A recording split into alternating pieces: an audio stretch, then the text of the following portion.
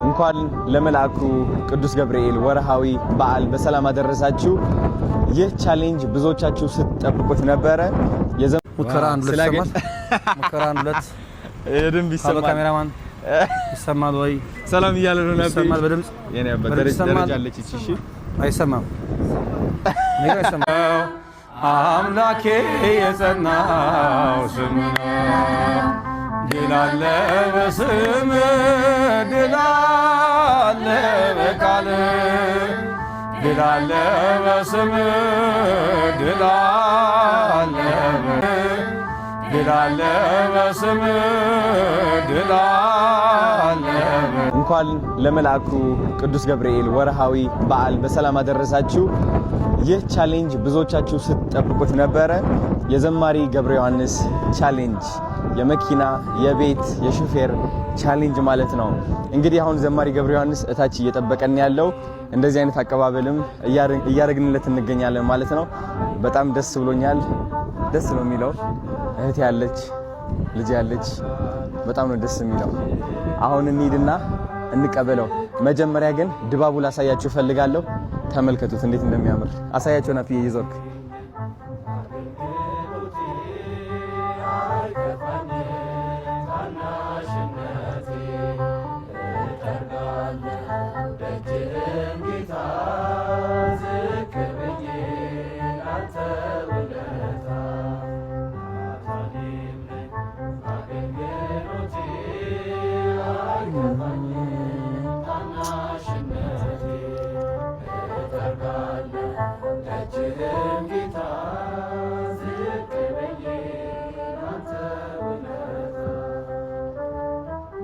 በጣም ደስ ይላል። አሁን ዘማሪ ገብረ ዮሐንስን ወደ ታች ሄደን እንቀበለዋለን ማለት ነው። ተዘጋጁ። ሌትስ ጎ። አሪፍ ጋይስ፣ አሁን መኪና ውስጥ ሆኖ እየጠበቀኝ ነው። በጣም ብዙ የምጠይቀው ጥያቄዎች አሉ። በጣም ብዙ እውነት ልንገራችሁ፣ ካናዳ አርቃኛለች ከሃይማኖት። ስለዚህ ዛሬ የምቀርብበት ቀን ነው እና ብዙ ምክር እቀበላለሁ ከሱ። ዋው ችግር የለም፣ በዛ ይሻላል። እሺ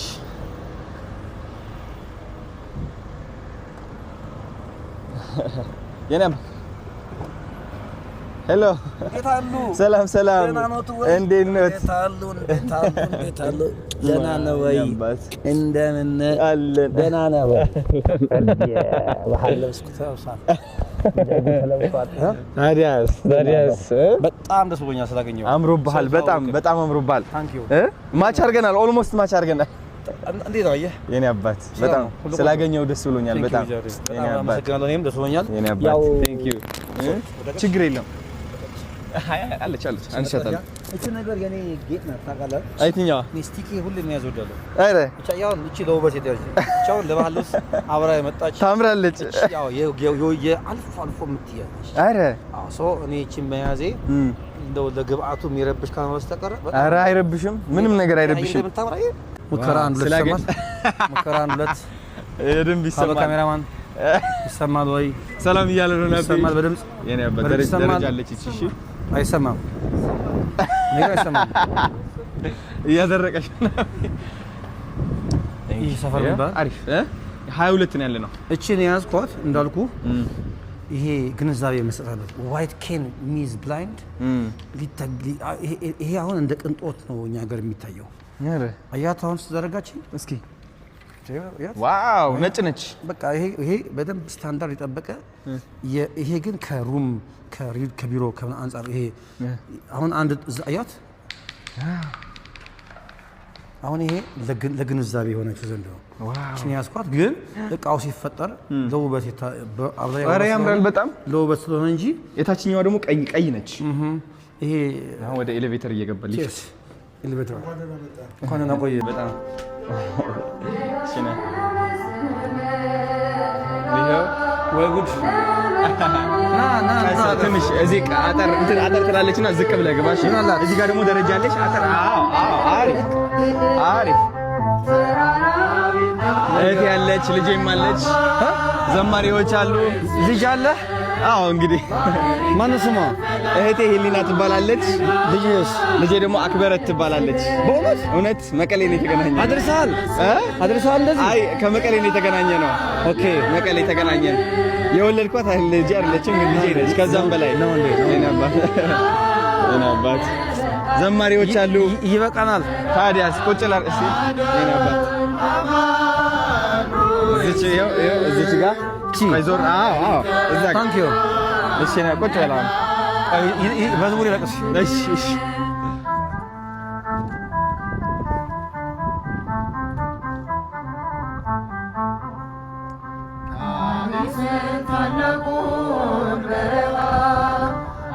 ፈርዖንን ከባሕር የጣለው ጌታዬ የጸናው ስም ነው። አምላኬ የጸናው ስም ነው።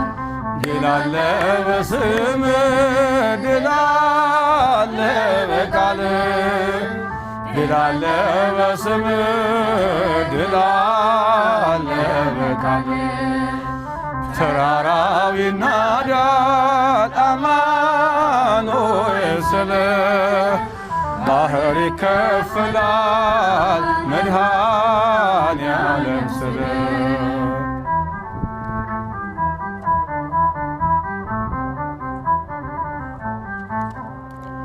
በእልልታ ቢፈርስ ኢያሪኮ ጠላትም ቢወድቅ ተማርኮ ቢሰጠን ለእኛ ከተማው የሆነው ሁሉ ካንተ ነው።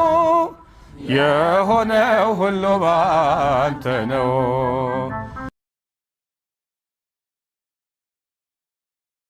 እኔ መጠየቅ የምፈልጋቸው ጥያቄዎች አሉ። ምክንያቱም ካናዳ ነበርኩኝ ለ7 ዓመት ሙሉ ውጭ ሀገር።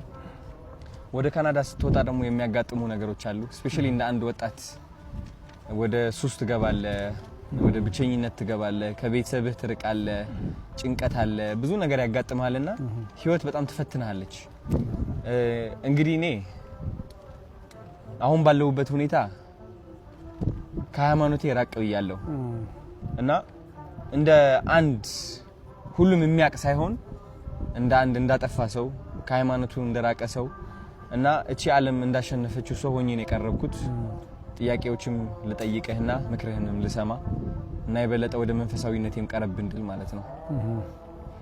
እና እንደኔ ያሉ በህይወት በዓለማዊ ህይወት የተሸነፉ ስፔሻሊ ካናዳ በነበርኩበት ጊዜ በሱስ የተሸነፉ የህይወት መንገድ የጠፋባቸው ሰዎች ምን አይነት ምክር ትሰጣለህ?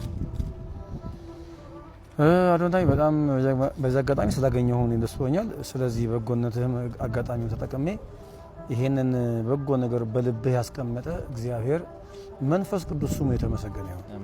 ምክንያቱም ይሄን የሚያሳስብ እግዚአብሔር ካልሆነ በስተቀር ካንተ በላይ ብዙ ማድረግ የሚችሉ ሰዎች አሉ። ማለትም ኢቭን አንተ የሄድክበት ያለውን የሚዲያም አቅም ከዛ በላይም ሰዎች ሊኖሩ ይችላሉ። ነገር ግን በበጎ ስራ ውስጥ ተሳትፈሃልና ደግሞ እንደ አንድ እድለኛ ሰው ደግሞ እኔን በዚህ መልኩ ደግሞ በእኔ በኩል እንድትሰራ አንደበት ላይ አእምሮ ላይ ይሄን በጎ ነገር ያስቀመጠ መጀመሪያ ስሙ ይመስገንና እኔ እንግዲህ የምክር ሰው ብዙ አይደለሁም። ያው እንደምታውቀው አንድ ታለንት አለችኝ ወይም አንድ መክሊት አለችኝ። እሷም እግዚአብሔር ያደረገልኝን በዜማ በተወሰነ ነገር አመስግኖ ማለፍ ነውና ከኔ ብዙ ምክር አትጠብቅም። ያው ሰባኪያን መምህራን ሲሆኑ በደንብ አድርገው መጽሐፍ ቅዱስን ጠቅሰው ያስተምሩ ይችላሉ። እኔ ግን እንደው ምናልባት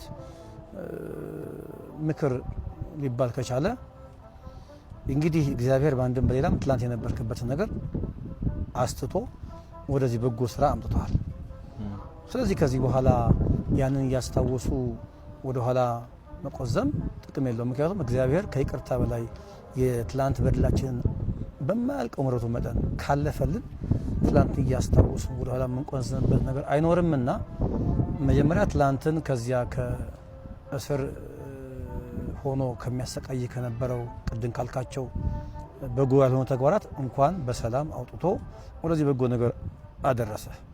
ቀጥሎ ግን ከዚህ በኋላ ላትመለስ በዚህ መልኩ ላትጎዳ አንድ ጊዜ ፈቷል እግዚአብሔር ማለት ነው። ያ ስለሆነም ነው አሁን በሚገርም መንገድ እየታየህ ያለው።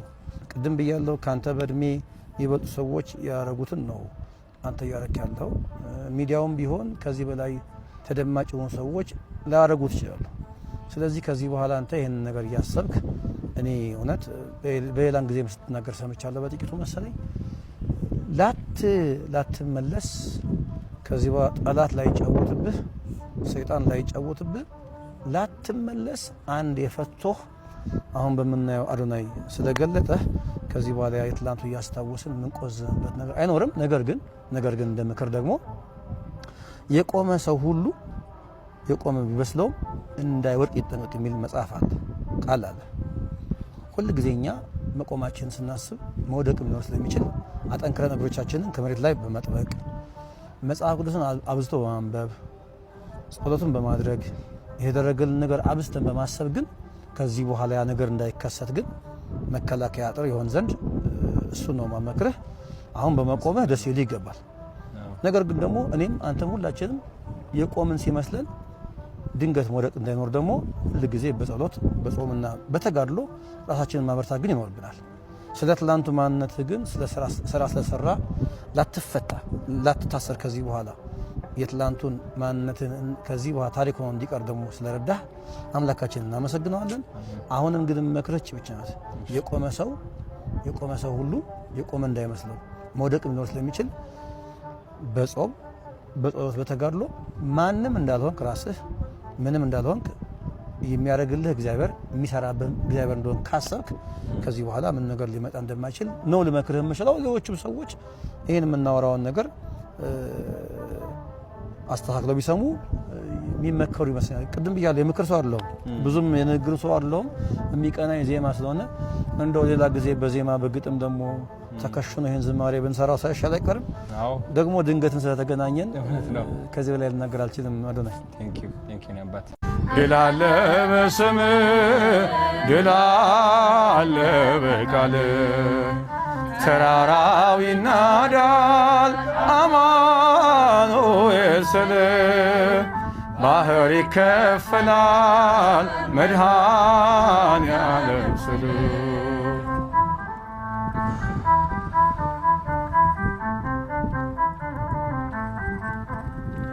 ከክፋት ሁሉ ብናመልጥ የማራ ውሃ ቢጣፍጥ ብንበላም እናንተ ሰማይ ስለሆንክ ነው አዶናይ ስለሆንክ ነው ሁሉን ቻይ። ድል አለ በስምህ ድል አለ በቃልህ ድል አለ በስምህ ድል አለ በቃልህ ተራራው ይናዳል አማኑኤል ስልህ ባህር ይከፈላል መድኃኔዓለም ስልህ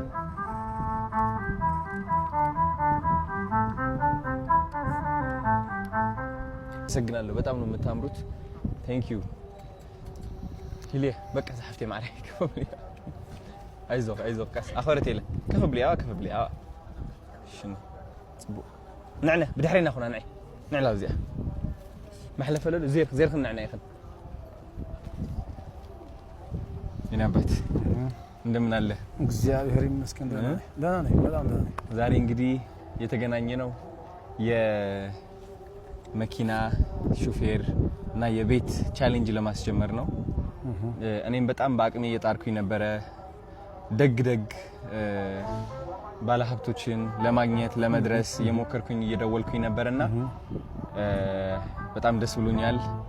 መኪናና ሹፌር የሚገዙ ካምፓኒ ተገኝተዋል።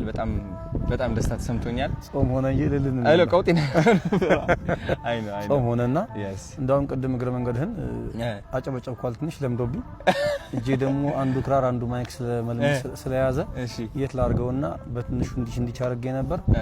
ስርዓቱን ስላፈረስን ይቅርታ እንጠይቃለን። እግረ መንገዳችን ይቅርታ እንጠይቃለን። ህይወት እንደ ዘማሪ ገብረ ዮሐንስ ምን ይመስላል? የቀን በቀን ውሎ እንዴት ነው የምታሳልፈው? ህይወት በጣም መልካም ነው። እግረ መንገዴን አሁን ነገ ተጓዥ ነኝ። አሁን ለምሳሌ ጎባ ብያለሁ አይደል? የኛ ኑሮ በየክፍለ ሀገሩ እየተንቀሳቀስን ቃለ እግዚአብሔርን በዜማ ማመስገን ነው። ቤተክርስቲያናችን በምትልከን መንገድ ዛሬ ጎባ፣ ነገ ጎባ፣ ሳምንት ደግሞ እግረ መንገዴን ሳምንት 15 ቀን መቀሌ ነበርኩ አይደል? ትዝ ካለ እዛም የነበርነው መንፈሳዊ ተግባራት ነው። የወንድማችን ዲያቆን አስመላሽ ይተባረክ የትግርኛ መዝሙር ነበረ፣ እሱን አስመረቅን። ያው በዛውም በዚህም መንፈሳዊ ተግባራት ስለሆነ አንዴ መቀሌ፣ አንዴ ባሌ፣ አንዴ አዲስ አበባ እየሄድን ነው የምኖረውና ኑሮ በጣም በደስታ በተድላ በምስጋና ነው የምኖረው። ጥቂት ደግሞ እንደ ስጋ እረፍት ስለሚያስፈልገኝ 2-3 ቀን እረፍት አደርጋለሁ። ኦኬ፣ በጣም ደስ ይላል። እንግዲህ በጣም ብዙ ሰዎች ሲቸገሩ የማያቸው መንፈሳቸው ያስገድዳቸዋል ወደማይፈልጉት ህይወት ውስጥ እንዲገቡ። አንዳንዱ ጭንቀት አለበት፣ በጣም ህይወቱ በቃ ያለቀ የሚመስለው ተስፋ የቆረጠ እና አጠር ባለች ምክር ተስፋ ለቆረጡ ሰዎች የምትላቸው ነገር ካለ? ያው ቅድም የተናገርኩት ነገር እንዳለ ይሰመርልኝ። የምክር ሰው ወይም የዛ ሰው ባልሆንም መቼም ተስፋ እንደማይቆረጥ የኔ ህይወት ራሱ በቂ ነው። እኔ አሁን ዝም ብዬ ዛሬ ካንተ ጋር ለመገኘት የአንድ ጀንበር ወይ የአንድ አመት ጉዳይ አይደለም። ይሄ እንደምታውቀው ሌላው ቢቀር እንኳን አሁን ላለንበት ለመድረስ 15 አመት ያለማጋነን የፈጀ ጊዜ ነው ይወሰድ ነው። ከ15 አመት በፊት ገብረሃንስ ምን እንደነበረ አንተ አልነገርህም። ስለዚህ የትኛውም ነገር ይከብዳል እንጂ ሊነጋ ሲል ይጨልማል። ስለዚህ ተስፋ መቁረጥ ለየትኛውም ነገር መብትሄ ስለማይሆን አንደኛ እግዚአብሔር የሚባል አምላክ አለ። እርሱ ደግሞ በሱ ፊት ሁሉ ነገር ትንሽና ቀላል ነው። ዛሬ እኔ ራሴን ለማጥፋት ዛሬ ከንቱ ነኝ እያልኩ የማስበው ገብረሃንስ ለእግዚአብሔር ግን ትንሽ እንደሆነ ማሰብ አለብን። በተረፈ ግን የትኛውም ነገር ከእግዚአብሔር በላይ አይደለም እና ሁሉም ሰው የሚመካ ቢኖር በእግዚአብሔር ይመካ ነው እንደተባለው። ለየትኛውም ችግራችን መብትሄ እግዚአብሔር ጋር አለ። ሁሉም ሰው ቢጨንቀው ወደ ቤተ እግዚአብሔር መጥቶ እንባውን ቢያፈስ እግዚአብሔር የሚሰማ አምላክ፣ እግዚአብሔር የሚያይ አምላክ፣ እግዚአብሔር ሁሉን የሚችል አምላክ ነው። ስለዚህ ይሄንን በዚህ መንገድ ቢጠቀም ሰው እመክራለሁ። ምደግማት ግን እቺ እንደ ሌሎቹ መምህራንና ሊቃውንት ነገሮችን አሳክቶ የመናገር ጥበብ እኔ ጋር ስለሌለ የሚሰማው ሰው እንግዲህ አጣርቶ መስማት፣ ከዛ ከተናገርኩት ነገር ላይ ትንሽም ቢሆን ቆርጦ መስማት የሰሚው ፋንታ ነው። ይሄ ነው ልል የምችለው። ወደ ነው ብዙ ሰዎች መካሪ ነህ ይሉኛል። ያው ስመክር ህይወቴ ስለተቃና ሁሉም ነገር ስላስተካከልኩኝ ሳይሆን ካስተካከልኳት ከድሮ ማንነቴ ተነስቼ ነው ያረምኳትን ነገር የምመክረው። እናም ያንተ ምክሮች ደግሞ በንግግር ብቻ ሳይሆን በመዝሙርም በጣም ብዙ ሰዎች አክመሃል መንፈሳቸው እና በጣም ትልቅ መካሪ ነህ ልልህ እፈልጋለሁ። በእኔ መነጽር በብዙ ኢትዮጵያውያን መነጽርም እና አንዲት ጥያቄ ደግሞ በህይወትህ በጣም ከባድ የምትላት ቀን መቼ ነች? ስለዛች ቀን ብትነግረን በጣም ደስ ይለኛል። እውነት ነው ማልዋሽህ። አሁን ወዳለሁበት ገብረሃንስ ወደ መዝሙር ዓለም ለመሻገር የሄድኩባቸው ሁኔታዎች አሉ። አሁን እኔ ወደ ኋላ ተመልሼ አማርኛ ያፍታታው አልነግርህም፣ ታውቀዋለህ። ከ12ኛ ክፍል ሲኤልሲ ውጤት በኋላ የነበረው ህይወት በጣም ከባድ ነበር። እኛ የመንግስት ተማሪዎች ነን እንደምታውቀው የነበር ነው እና በዛን ጊዜ እኛ መንግስት ጋር ስለምንኖር ስንበላም ስንጠጣም ከመንግስት ተመድቦ የሚመጣው ባጀት ነው የምንኖረው። ከዛ በኋላ ያ ነገር ሲቆም ግራቀም ጨለማ ይሆንብሃል እና እኔ ዛን ጊዜ ዋጋ ለመክፈል የሄድኩባቸው መንገዶች ነበሩ። በተለይ ግን ወደ መንፈሳዊ መዝሙር ለመስራት አልጋ ባልጋ ነበር ይመስለኝ። ቤተ እግዚአብሔር ጋር ስገባ ሁሉ ነገር ክፍት ነበር ይመስለኝ እና ጥቂት የዛን ጊዜ ያየዋቸው ፈተናዎች አልደብቅህም አሁን የማየውን ገብረሃንስ አሁን ያለውን ገብረሃንስ ይመጣል ብዬ ያላሰብኩባቸው ቀናት ነበሩ። ይሄ በጣም ማረሳው ቀን ነው። እሱ ቀን 2002 ላይ በተለይ ይሄ ያ አመት ለኔ በጣም ከባድ አመት ነበር። ምናልባትም ተስፋ ቆርጬም ወደ ለምንድነው ወደ ሌላ መንገድ ራሴን ማላየው ብዬ ያሰብኩባቸው ቀናት ነበሩ። እግዚአብሔር ግን በአንድ በሌላም በኩል መጥቶ አሁን የምናየውን ግብረ ሐዲስ ሊቀርጽ ያችን አመት ተጠቀመብኝ። አሁን ዛሬ የምታየውን ሰው ታያለህ። ስለዚህ ያ ቀን እኔ ከኢሲኤልሲ ውጤት በኋላ ያለው ግብረ ሐዲስን አሁን የምናየውን ለማግኘት የተከፈለው ዋጋ ለኔ የመጨረሻ ተስፋ የቆረጥኩበትን ቀን ነው። ሰዎችም ተስፋ አድርጌ ነበር ማልደብቅ አሁን ከለከለ ያለህምና ወደ መዝሙርም ሲሻገር ወደዚህ ወደ ቤተ እግዚአብሔር ስመጣም ያግዙኛል ያልኳቸው ሰዎች የነበሩ ሰዎች ነበሩ። የዛን ጊዜ ግን የነበራቸው ሪስፖንድ መጠብቀው ያክል ስላልነበረ እኔ ከዛ በላይ ተስፋ ቆርበት ጊዜ አልነበረ። ግን እንኳን ደግሞ ያንን ቀን ማየት ይጠቅመኛል። ከዛ እግዚአብሔር በሌላ በኩል መቶ ደግሞ ሰው አስነሳ እና አሁን ይሄን የምናየውን ግብረ ሐዲስ ቀስ በቀስ ለማየት ደርሰናል። እና ያቺ አመት ያቺ 2002 አመት በተለይ በጣም ከባድ ዘመን ነበር። ዋው 15 አመት ያልኩ ነው። በጣም ብዙ ነገር አልፋል። ከዚህ ሁሉ ጥንካሬ በስተጀርባ ትልቅ ፈተና አለ። እሱን ፈተና ስላለፍክ ነው እዚህ ደረስከው። ዋው